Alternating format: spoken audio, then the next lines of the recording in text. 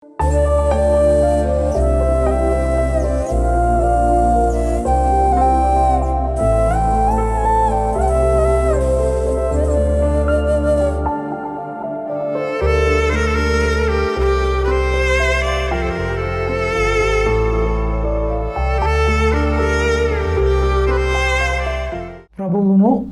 మన రక్షకుడును అయిన యేసుక్రీస్తు ప్రభుల వారి శ్రేష్టనామాన్న మీ అందరికీ శుభములు, వందనాలు తెలియపరుస్తూ ఉన్నాను. ప్రియమైన దేవుని బిడ్డలారా, ఈరోజు మన వాక్య ధ్యానము ఎఫెసీ రాసిన పత్రిక 4వ అధ్యాయము 26, 27 వచనాలను మనం కొద్ది నిమిషాలు ధ్యానం చేద్దాం. ప్రియమైన దేవుని బిడ్డలారా, మరొకసారి తెలియపరుస్తున్నాను. అపోస్తుడైన పౌలు ఎఫెసీకు రాసిన పత్రిక 4వ అధ్యాయము 26వ వచనము 27వ వచనాన్ని మనము కొద్ది నిమిషాలు ధ్యానించబోతూ ఉన్నాం. బైబిల్ ఉన్నవారు తప్పక తీసి చూడండి. నేను చదువుతూ ఉన్నాను. కోపపడుడు కానీ పాపము చేయకుడి, సూర్యాస్తమం వరకు మీ కోపము నిలిచి ఉండకూడదు, అపవాదికి చోటు ఇయ్యకుడి.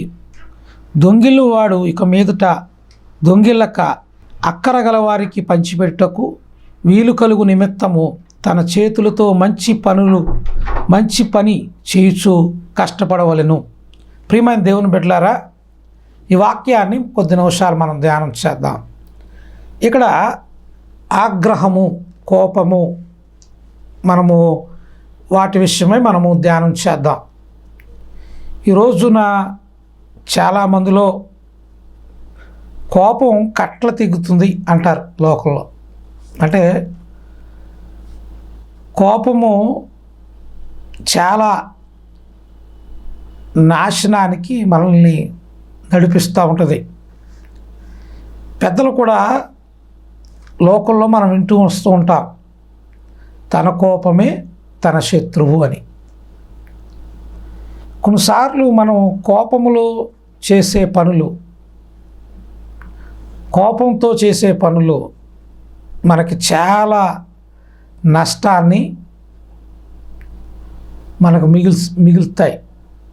అంతేకాదు, కోపంతో చేసే పనులు ఇతరులను నాశనం చేయటానికి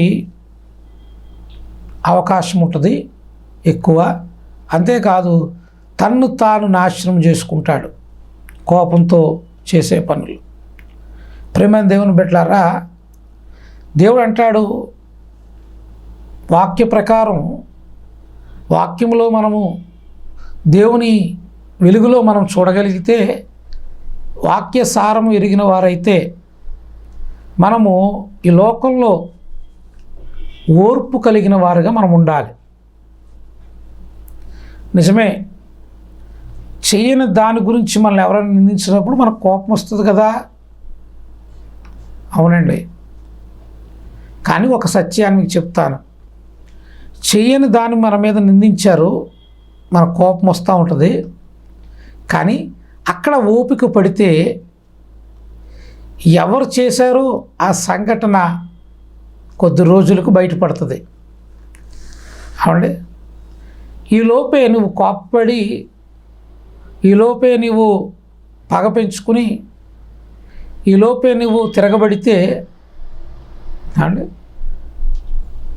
నీకున్న విలువ దిగజారిపోతుంది. నువ్వు అనేక నష్టాలు పాలవుతావు. ప్రియమైన దేవుని బిడ్డలారా, వింటున్నారా ఈ వాక్యాన్ని? కోపముతో చేసే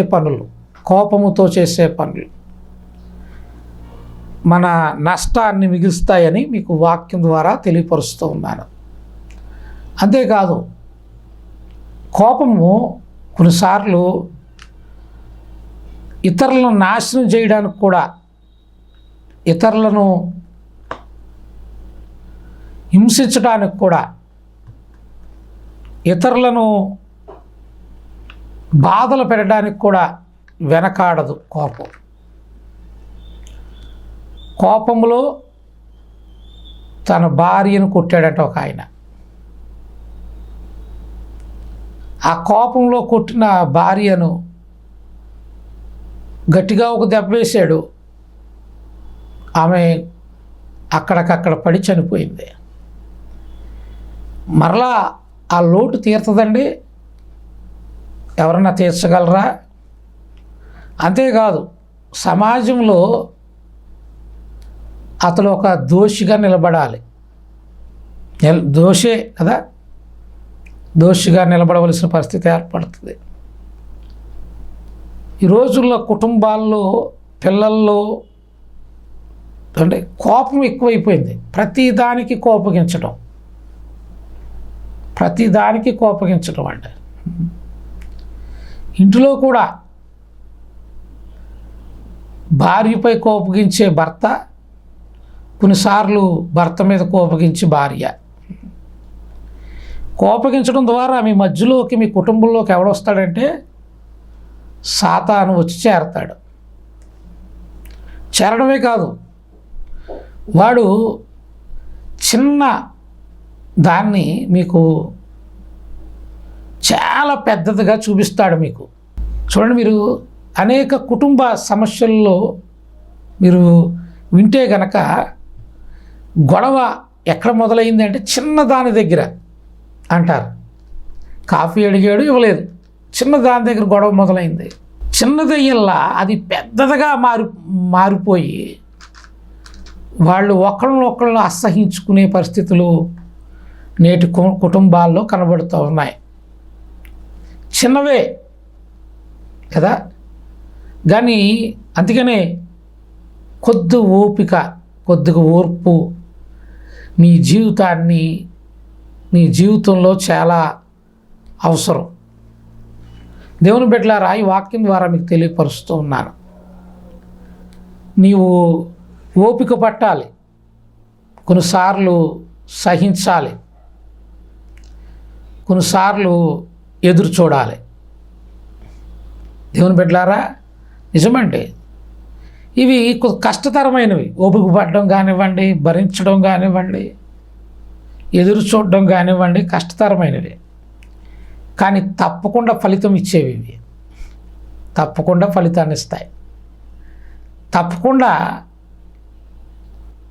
మంచి వాటిని అవి చేసి పెడతాయి. నిజంగా ఓపిక ఉంటే, అవండి, ఓపిక పడితే ఎంత మేలు, ఆశీర్వాదం వాళ్ళు పొందుకోగలరు. తల్లి కూడా, జన్మనిచ్చే తల్లి కూడా ఎంత ఓర్పు కలిగి ఉంటుందండి. 9 మాసాలు మోస్తుందంట తల్లి. ఎంతో బాధను కూడా, ఆ ప్రసవ వేదంలో ఉండే బాధను ఆమె భరిస్తుందంట. ఆమె చేసిన ఆ భరించే ఆ పరిస్థితి ఎంత కఠినంగా ఉంటుందో. కష్టమే అండి ఆ భరించడం. కానీ అలా భరిస్తే చక్కని బిడ్డకు జన్మనిస్తుంది ఆ తల్లి. ప్రియమైన దేవుని బిడ్డలారా, కొంత ఓర్చుకుంటే నీ కుటుంబం పరలోకానికి ప్రతిబింబంగా మారుతుంది. నీవు మాటికి కోప్పడితే నరకానికి ప్రతిబింబంగా ఉంటుంది నీ కుటుంబం. నీ చేతిలోనే ఉంది. దేవుడు నీ కుటుంబాన్ని చేతికి అప్పగించాడు. పరలోకానికి ప్రతిబింబంగా ఉంటుందా నీ కుటుంబం, లేక నరకాన్ని ప్రతిబింబంగా నీ కుటుంబం మారిందా? ఒక నిమిషం నీవు ఆలోచన చేసుకోండి. ఏమండి, మీరు అనవచ్చు, ఎన్ని మాటలను తట్టుకుంటాం, ఎన్నెన్ని తట్టుకుంటాం అంటారు. నేను అంటాను, ఇతరులు మారే వరకు కొంత తట్టుకుందాం, కష్టమే. ఇతరులను మార్పు పొందే వరకు కొంత ఊపుకు పడదాం. దేవుని బిడ్డలారా, ఈ వాక్యం ద్వారా మీకు తెలియపరుస్తున్నాను. చిన్న గొడవలు పెద్దవయ్యి కుటుంబాలు విచ్ఛిన్నమైపోతున్న కాలాలు ఇవి. అంతేకాదు, పిల్లల్లో కూడా ఈ మధ్యకాలంలో మీరు గమనిస్తున్నారు అనుకుంటున్నాను, నాకు ఎదురుపడ్డాయేమో. నేను చూస్తున్నప్పుడు ఏమవుతుందంటే పిల్లలు కూడా ఎవరికి ఇచ్చే గౌరవం వాళ్ళకి ఇవ్వట్లేదు. పిల్లల్లో కూడా మొండితనం పెరిగిపోయింది ఓ రకంగా చెప్పాలంటే. ఇంకా చెప్పాలంటే రెక్లెస్, ఎవరిని పట్టించుకోని పరిస్థితులు పిల్లల్లో కూడా పెరిగాయి. అంటే ఈ మధ్యకాలంలో యవనస్తులతో మాట్లాడితే వాళ్ళు ఇవి సుస్పష్టంగా కనబడుతున్నాయి. వీళ్ళకి రెక్లెస్గా మాట్లాడుతున్నారనే విషయం అర్థమవుతుంది. అంటే వీళ్ళ గర్వంతో మాట్లాడుతున్నారనే విషయం అర్థమవుతుంది. అంటే ఇటువంటి జీవితాలను నేటి కాలంలో చాలామంది యవ్వన బిడ్డలు కలిగి జీవిస్తున్నారు. గర్వం ముందు నాశనం నడుస్తుందట. గర్వపు మాటలు నీ పతనానికి సూచన. దేవుని బిడ్డలారా వింటున్నారా? ప్రియ యవనస్తుడా వింటున్నావా? గర్వపు మాటలు నీ పతనానికి సూచన. నువ్వు గర్విస్తున్నావేమో. నీవు దీనుడివై ఉండాలి. మనం ఏదైనా ఈ లోకంలో అతిశయోక్తి ఏదైనా ఉందంటే క్రీస్తుని బట్టే తప్ప నీకున్న డబ్బును బట్టి అతిశయించడానికి లేదు. ఎందుకో తెలుసా? ఈరోజు నీ దగ్గర ఉంది, రేపొద్దున ఉంటుందో లేదో తెలియదు. డబ్బును బట్టి, కులాన్ని బట్టి అతిశయించేవారు మరికొందరు. నేను అంటాను, ఆపదలో ఉన్నప్పుడు నీ కులం నిన్ను కాపాడదు.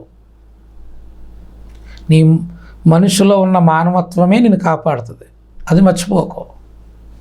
కొంతమంది ఈ రోజుల్లో కులానికి చాలా అంటే విలువనిస్తూ, లేక నేను అంటాను అంటే మా కులం మేము చెప్పుకోవడం తప్ప అంటే, దేవుడు నిన్ను ఎక్కడైతే ఏ కులంలో నీకు జన్మనిచ్చాడో అక్కడ ఉండి మంచిదే. నీ కులాన్ని గౌరవించు. కానీ నీ కులస్తులే మనుషులు అన్నట్టుగా, పక్కవారందరూ మనుషులు కాదన్నట్లుగా ఇట్టి పోకడలు మంచివి కావు. దేవుని బిడ్డలారా, ఇంకా ఇక్కడ స్పష్టంగా చెప్పాలనుకుంటున్నాను. ఒక ప్రమాదానికి ఎవరైనా గురైతే అప్పుడు ఆ దారంటా పోయేవాడు ఎవరు, నువ్వు ప్రమాదానికి గురయ్యావని తెలిసి వెంటనే వచ్చి నీకు సహాయం చేస్తాడు అనుకోండి. అప్పుడు అవండి నీ కులం ఏంటని అడుగుతావా నువ్వు? చెప్పండి, అడగగలవా? అవండి అక్కడ కులం గుర్తురాదు. ఎందుకో తెలుసా? అక్కడ నీ ప్రాణం నీకు ప్రీతికరమైంది. నన్ను కాపాడితే చాలు, నన్ను రక్షిస్తే చాలు. కానీ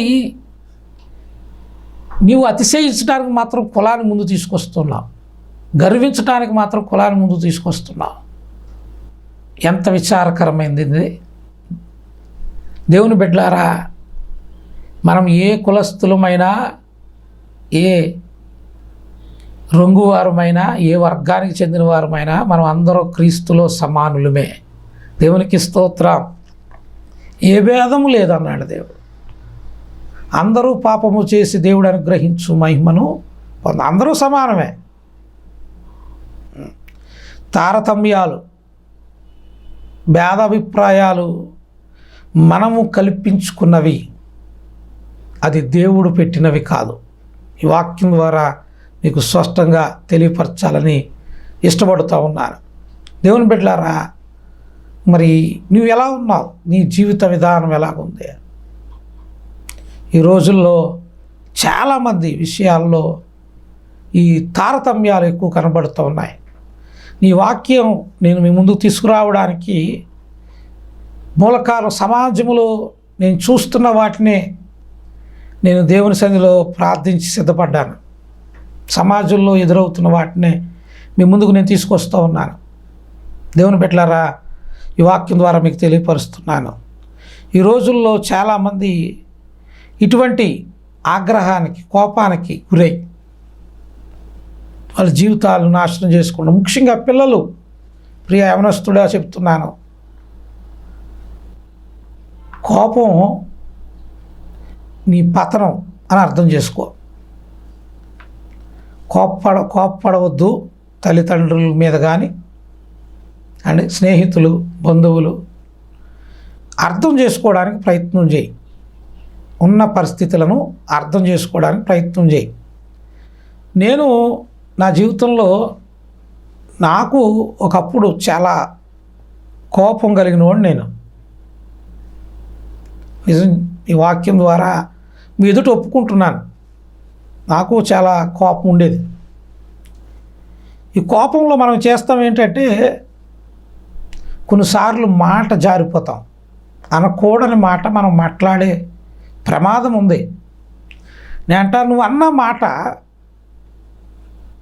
ఎదరివారి హృదయాల్లో నాటుకుపోతుంది. అందుకనే కోపం మంచిది కాదు. దేవుని నామం పేరట మీకు చెప్తాను. అందుకని దేవుని వాక్యం ఇప్పుడు చదివిన వాక్యంలో మనకి తేటగా దేవుడు తెలియపరిచాడు. కోపపడుడి కానీ పాపము చేయకుడి. ఈ మాట ఆయన చదువుతున్నప్పుడు నాకు అర్థమైంది ఏంటంటే కోపంలో పాపం చేసే అవకాశం ఎక్కువ ఉంటుంది. అది దేవునికి వ్యతిరేకమైన కార్యాలు చేసే అవకాశం ఎక్కువ ఉంటుంది కోపంలో. నిజమే, కోపంలోనే అనరాని మాట్లాడటం, కోపంలోనే ఇతరులను ద్వేషిస్తాం, ఇతరులను నిందిస్తాం, ఇతరులను అవమానపరుస్తాం, కోపంలోనే ఇతరులని అండ్ హింసించడానికి, బాధ పెట్టడానికి పూనుకుంటాం. ఇవన్నీ కోపంలో జరుగుతాయి. అందుకే దేవుడు అంటున్నాడు, కోపపడు కానీ కోపం ఎక్కువైతే పాపం నువ్వు చేయకుండా ఉండలేవు, పాపం నీ జీవితంలోకి వచ్చేస్తుంది. రెండవది, సూర్యాస్తమయం వరకు మీ కోపం నిలిచి ఉండకూడదు అండి. కోపం మీలో అలాగే పెట్టుకోకూడదండి.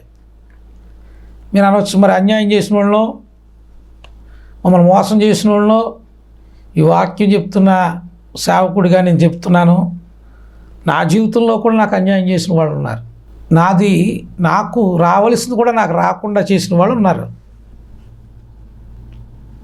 వాళ్ళ మీద కూడా నాకు కూడా చాలా కోపం వచ్చేది. ఇంత అన్యాయమా, ఇంత విపక్షత, ఇంత ఇబ్బంది పెడతారా అనే కోపం నాకు వచ్చేది. కానీ దేవునిలో నేను బలపరచబడిన తర్వాత నేను వారిని దేవునికి అప్పగించాను. మీకు ఇది ధైర్యంగా మాట చెప్పగలను. నాకెవరైతే నన్ను ఇబ్బంది పెట్టారో, నన్ను ఒకవేళ సమస్యలకు గురి చేశారో వాళ్ళని ఈరోజు వాళ్ళ మీద నేను పగ తీర్చుకోవడానికి ఏ ప్రయత్నం చేయడానికి సిద్ధపడను. కానీ దేవునికి అప్పగించాను. ప్రభువా, నా జీవితంలో ఇటువంటి వారు నా జీవితంలో ఒకవేళ ప్రభువా నీవే వారిని బుద్ధి చెప్పు, వారిని సరిదిద్దని దేవునికి అప్పగించి నేను మౌనంగా ఉండటం నేర్చుకున్నాను క్రీస్తు యందు. దేవుని బిడ్డలారా, ఈ వాక్యం ద్వారా మీకు కూడా తెలియపరుస్తున్నాను. మీ జీవితాల్లో కూడా మీ కోపానికి కారణము అనేక కారణాలు ఉండుండొచ్చు. అయితే క్రీస్తుని బట్టి, ప్రేమను బట్టి మీకు తెలియపరుస్తున్నాను, దేవునికి అప్పగించండి. యుద్ధము యెహోవాదే అండ్ యాజ్యము తీర్చుకునుట ఆయన పని. అండి, మనల్ని నిందించిన వారిని బుద్ధి చెప్పట ఆయన పని. దేవుని బిడ్డలారా, దేవునికి అప్పగించండి, అంతేగాని కోప్పడొద్దని ఈ వాక్యం ద్వారా మీకు తెలియపరుస్తున్నాను. ఇంకా మీకు కొన్ని విషయాలు మీకు ముందు తీసుకొస్తున్నాను. ఇంట్లో ఏదో భర్త ఏదో కొనలేదని, ఇంట్లో ఏదో లేదని ప్రతిదానికి కోప్పడవద్దు, ప్రతిదానికి కోపం రానివద్దు. ఎందుకంటే ప్రతిదానికి కోప్పడితే నీ మీద ఇతరులకు అసహ్యం కలుగుతుంది. నీ మీద ఇతరులకు ప్రేమ, ఇతరులకు నీ మీద ఉంచిన ప్రేమ కోల్పోతావు. వారు నీ మీద ఇంకా ప్రేమ చూపలేరు ప్రతిదానికి కోప్పడితే. ఈరోజు ప్రతిదానికి కోప్పడేవాళ్ళు ఉన్నారు, ప్రతి చిన్న విషయానికి కోప్పడిపోయేవాళ్ళు ఉన్నారు. కుటుంబాల్లో ఇవి కనబడుతూ ఉంటాయి. ఎక్కువ పిల్లల్లోనే ఎక్కువ ఈ విషయాలు కనబడుతున్నాయి. ప్రతిదానికి కోప్పడిపోతూ ఉంటారు. అది కొనలేదని, చేయలేదని, అది అమ్మలేదని, ఇది ఇవ్వలేదని కోప్పడిపోతూ ఉంటారు. నేను అంటాను, నీ కోపము దేనిపైన ఉండాలో తెలుసా? నిజంగా వాక్య ప్రకారం ఆలోచిస్తే, నేను ఎందుకు నీతిగా బ్రతకలేకపోతున్నాను కోపంగా ఉండు. నేను నీతిగా బ్రతకడం కోసం ప్రయత్నం చేయండి తప్ప కోపపడి దేవునికి వ్యతిరేకమైన క్రియల్లోకి వెళ్ళొద్దని ప్రభువు పేరట మీకు తెలియపరుస్తున్నాను. ఈ వాక్యం వింటున్న ప్రియ సోదరుడా, సోదరి, నేను ముగింపు మాటగా చెప్తున్నాను, కోపము నీ పతనమే అని గ్రహించి సరిదిద్దుకుని దేవునిలో మనము ఓపిక కలిగి, ఓర్పు కలిగి, సహనం కలిగి ముందుకు సాగుదాం. ప్రియమైన వారులారా, కోపపడొద్దని దేవుడు మనతో మాట్లాడుతున్నాడు. అంతేకాదు ఇంకో మంచి మాట చెప్పాడు. ఏమిటంటే కష్టపడమని చెప్పాడు. అదే చూడండి, అక్కడ రాశాడు మాట, ఎంత చక్కగా మాట రాయించాడో దేవుడు. అంటాడు అక్కడ, చూడండి, ఎఫెసీయులకు రాసిన పత్రిక 4వ అధ్యాయము 26వ వచనం, 27వ వచనాన్ని నేను చదువుతున్నాను. చూడండి, అపవాదికి చోటు ఇవ్వకుడి, దొంగిలవాడు ఇక మీదట దొంగిల్లక అక్కర కలిగిన వారికి పంచిపెట్టుటకు వీలు కలుగు నిమిత్తం తన చేతులతో మంచి పనులు చేయించు కష్టపడవలెను. అబ్బా, ఎంత మంచి మాట అండి. ఏం చెప్తున్నాడు అక్కడ అంటే కష్టపడండి. ఎందుకు రాశాడు ఈ రెండు? ఓ పక్కన కోపాన్ని గురించి చెప్తూనే ఓ పక్కన మంచి పనులు చేయండి, కష్టపడండి ఎందుకు చెప్పాడు? ఆలోచన చేస్తే ఓ మంచి మాట ఉంటుంది ఇక్కడ. మనము కష్టపడే వారమైతే అంటే కష్టం విలువ మనకు అర్థమవుతుంది. కష్టం విలువ అర్థమవడమే కాదు, అంత త్వరగా కోప్పడం మనం. దేవునికి స్తోత్ర, హల్లెలూయా. నిజమండి, కష్టం విలువ తెలిసిన వారు ప్రతిదానికి అంటే కోపగించేవారు, కోపపడేవారుగా, ప్రతిదాన్ని అండి దాని వ్యతిరేకంగా ఆలోచించేవారుగా ఉండరు. అందుకని పిల్లల్ని ఏమండి వాళ్ళని ఈ చిన్నప్పటి నుంచి వారు కోపము లేని వారుగానో లేకపోతే వారిని మంచి సమాజంలో ఒక గౌరవప్రదంగా వారిని నిలబెట్టాలని నువ్వు అనుకుంటే, మీరు అనుకుంటే వారిలో కోపం తగ్గాలంటే మీరు వారికి మంచి పనులు చేయడం అలవర్చండి, కష్టపడటం అలవర్చండి. అప్పుడు దాని విలువ తెలిస్తే అప్పుడు మీ విలువ వాళ్ళకి అర్థమవుతుంది. అప్పుడు మీ మీద కూడా వాళ్ళు కోపపడరు. మీ విలువను తెలుసుకుని మిమ్మల్ని ఎంతో ప్రేమించడానికి వారు ఇష్టపడతారు. ప్రియమైన దేవుని బిడ్డలారా, ఈ వాక్యం ద్వారా మీకు తెలియపరుస్తున్నాను. ఈ రోజున పిల్లలను ఎక్కువ గారాబం చేసి అండ్